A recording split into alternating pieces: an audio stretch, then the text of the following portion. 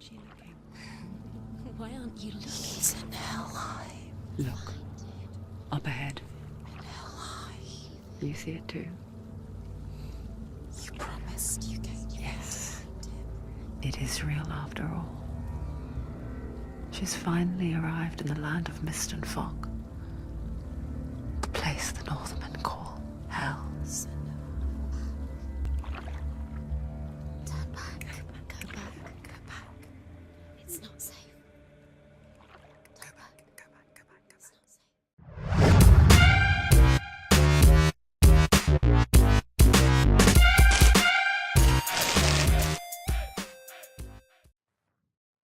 Boy, where to begin? Where to begin? Here's the thing about Hellblade. It's a very story-driven game, and I don't want to spoil it for you, so I'm going to keep it pretty vague and just kind of talk about the gameplay and a little bit about the game. Now, the game's about a young Celtic warrior who sets off on a very daunting and harrowing quest. I mean, just look at this.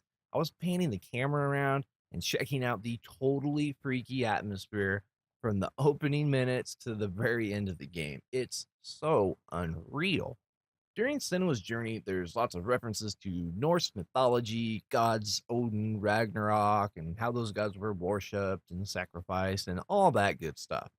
Now, I'm sure by now that you've heard that Senua suffers from a mental illness. She suffers from psychosis. She has hallucinations, alternate perceptions of reality, hyper focus, as well as hearing voices. And all these things affect the gameplay. The voices she's hearing in her head are having conversations with her, doubting her, mocking her, even at times helping her out. It's a really, really cool mechanic that at times can drive you absolutely nuts, just like someone who actually suffers from the disease. It's very accurate in those regards as well. I mean, they had like two different professors of psychology and a whole team of mental health professionals to advise them with the game. They even had actual patients that are in recovery from schizophrenia, psychosis, people that have actually heard voices in their head, participated in the actual development of this game. It's that legit. And all of this translates into an absolutely unforgettable experience.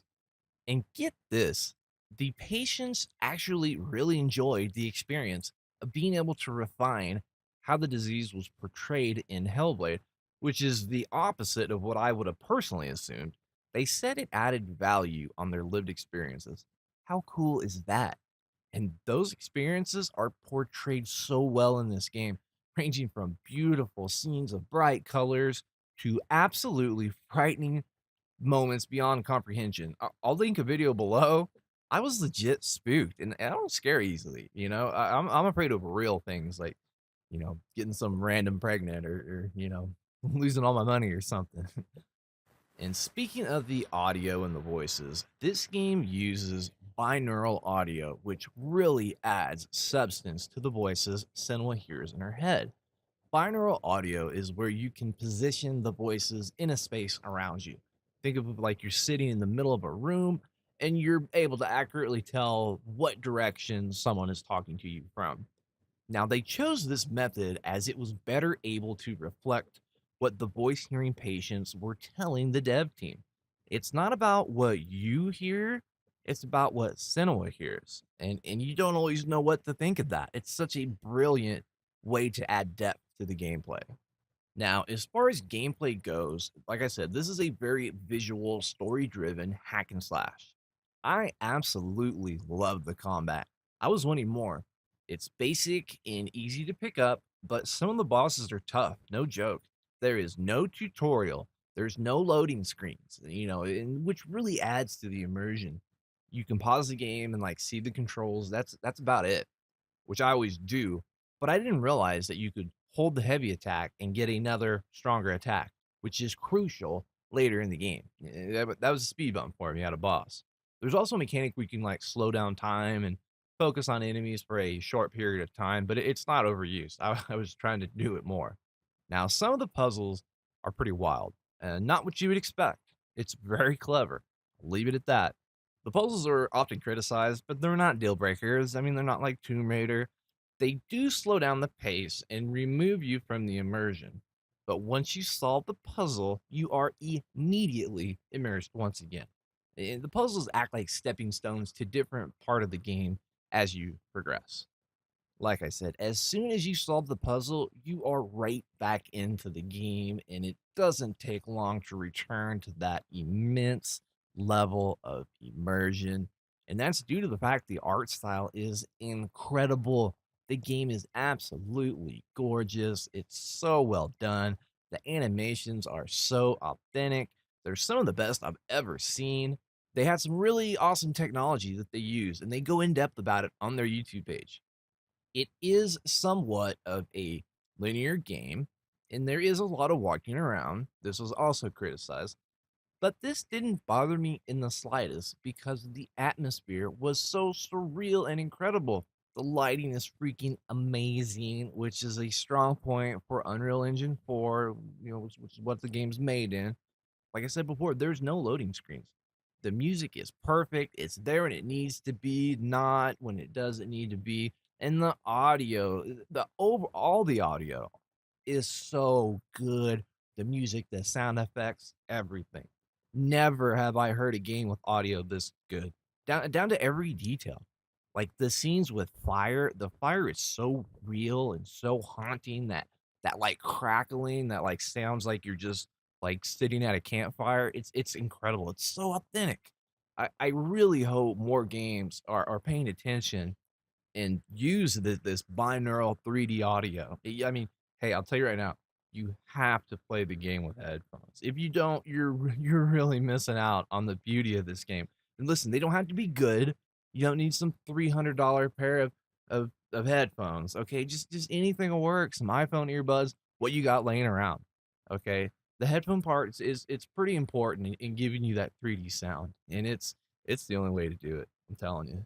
Now, the game is also criticized for being a little short, but that's all dependent on how long it takes you to solve the puzzles, And I mean, there was a couple of ones that I got stuck on. It's not, it's, they're different, but they're not like I was worried when I heard the game had puzzles in it. I'm like, man, it's gonna be a good game. The puzzles are gonna screw it up. They don't. They're kind of challenging in their own way. Even though by the end of the game, I was like, man, less puzzles, more fighting. But I guess that's it, guys. At $30, this is definitely a buy. The replay value isn't huge, because you know the story, but I already want to play it again. And I will definitely want to play it again down the road. Now, your mileage may vary in that regard. I really like the combat. The enemies you fight are so freaky. They're unlike anything I've ever saw before. I mean, the whole game is unlike anything I've ever saw before. The game performed great on my Potato 1050 Ti 2500K. Well optimized. It runs good. Nothing to worry about there at all. And I tell you what, I think it's really important we buy this game. Okay, this game was self-developed, self-published, all by Ninja Theory, and they're technically independent devs. They're technically indie devs, but I mean, they're obviously in a league of their own. When I think of indie devs, I think of the Super Meat Boy and stuff like that. But yeah, I want more Hellblade. I want more from Ninja Theory. Their dedication to the small stuff and their attention to details that they took while developing this game is awesome. It's all detailed on their YouTube page too. They have these developer diaries. I highly, highly, highly recommend you watch at least a few of them after you beat the game. But guys, that is going to wrap things up. Please let me know if there's anything you would like me to cover. Hit me up on Twitter. I love interacting with you guys. Let me know what you thought of this game. Did you like it? Did you not like it? Did you get stuck somewhere? Let me know. I'd love to hear all about it. Now, if you like the video, guys, please give me a thumbs up. If you don't, give me a thumbs down. All feedback's appreciated. I'm trying to get this YouTube thing figured out, and I hope we're heading in the right direction now with some of these audio fixes. But time will tell. Guys, thank you so much. I'll see you on the next one.